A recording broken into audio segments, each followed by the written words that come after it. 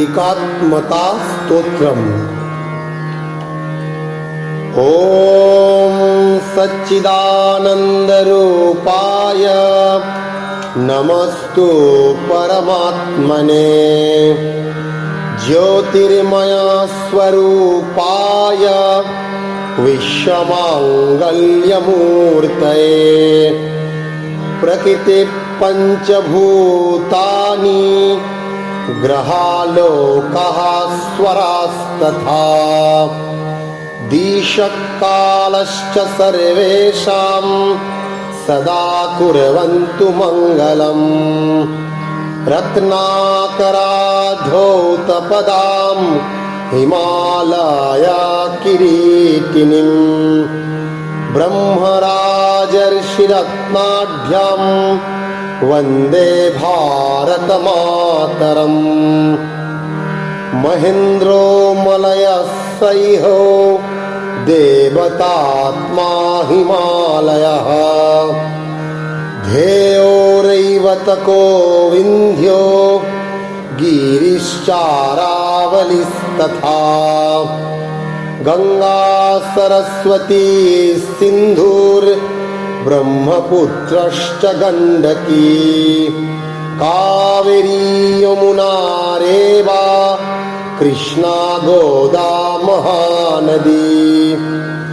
अयोध्या मथुरा माया काशी काञ्ची अवन्तिका, वैशाली द्वारिका ध्येया पुरी तक्षशिला गया।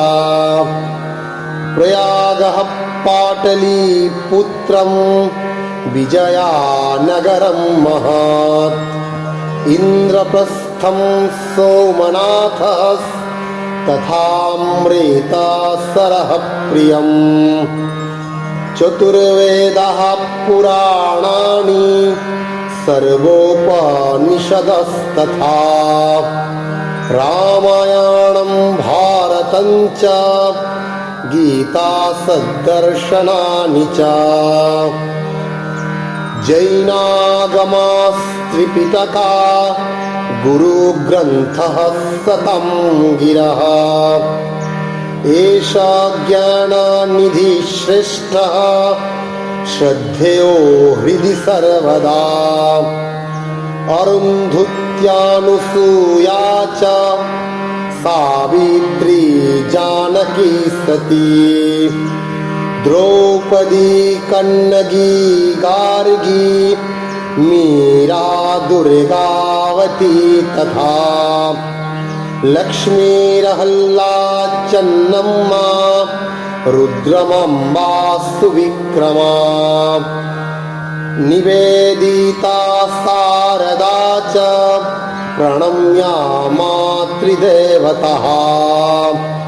श्रीरामो भरतः कृष्णो भीष्मो धर्मस्तथार्जुनः, मार्कण्डेयो हरिश्चन्द्रः प्रह्लादो नारदो ध्रुवः, हनुमान् जनको व्यासो वसिष्ठश्च शुको बलिः, दधीचि विश्वकर्माणो पृथु वाल्मीकि भार्गवः, भगीरथश्चैकलव्यो मनुर्धन्वन्तरिस्तथा, शिविश्चरन्ति देवाश्च पुराणोद्गीतकीर्तयः, बुद्धा जिनेन्द्रा गोरक्षः पाणिनिश्च पतञ्जलिः, शङ्करो मध्वनिम्बार्को श्रीरामानुजवल्लभो, झूलेलालोऽथ चैतन्यः तिरुवल्लुवरस्तथा, नायन्मारालवारश्च कम्बश्च वसवेश्वरः, देवलो रविदासश्च कवीरो गुरुनानकः, नरसी तुलसीदासो दशमेशो दृढव्रतः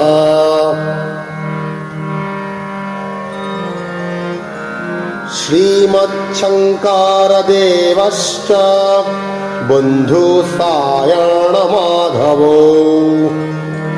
ज्ञानेश्वरस्तुकारामो रामदासः पुरन्दरः विरसा सहजानन्दो रामानन्दस्तथा महान् वितरन्तु सदैवैते दैवीं सद्गुणसम्पदाम्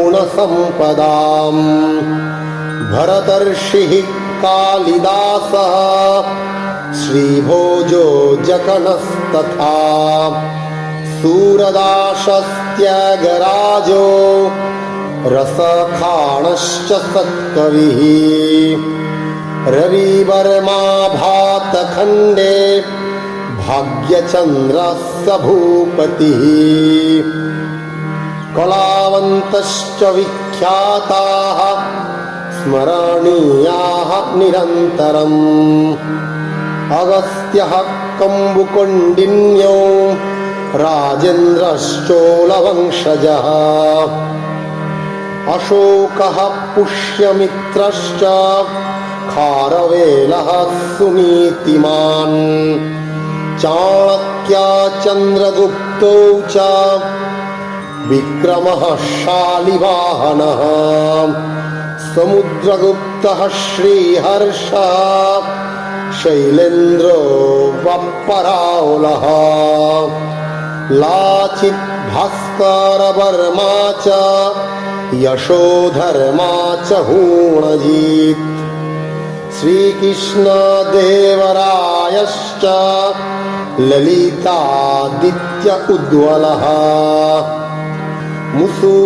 मुसुनूरीनायकौ तो प्रतापः शिवभूपतिः रणजित्सिंह इत्येते वीरा विख्यातविक्रमः वैज्ञानिकाश्च कपिलः कणादः शुश्रुतस्तथा चरको भास्कराचार्यो वराहमिहिरसुधीः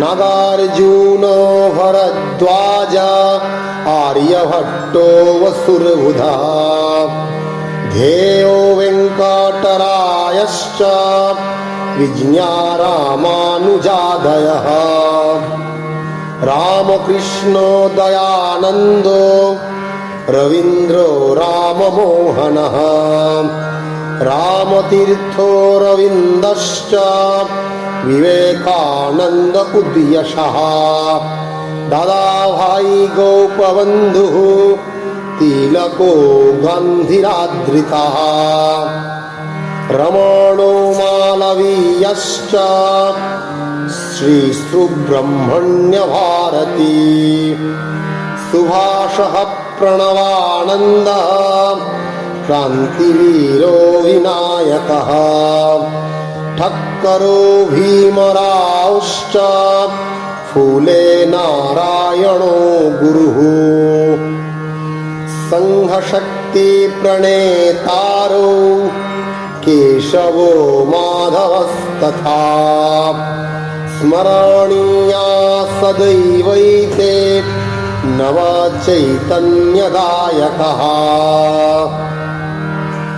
अनुक्ताय भक्ता प्रभुचरणसंसक्तहृदयः अनिर्दिष्टा वीरा अधिसमरमुद्धस्तरिपवः समाजोद्धरतारः सुहितकरविज्ञाननिपुणः नमस्तेभ्यो भूयात् सकलसुजनेभ्यः प्रतिदिनम् इदम् एकात्मता स्तोत्रम् श्रद्धया यः सदा पठेत् स राष्ट्रधर्मनिष्ठावान् अखण्डं भारतं स्मरेत् भारत माता की जय।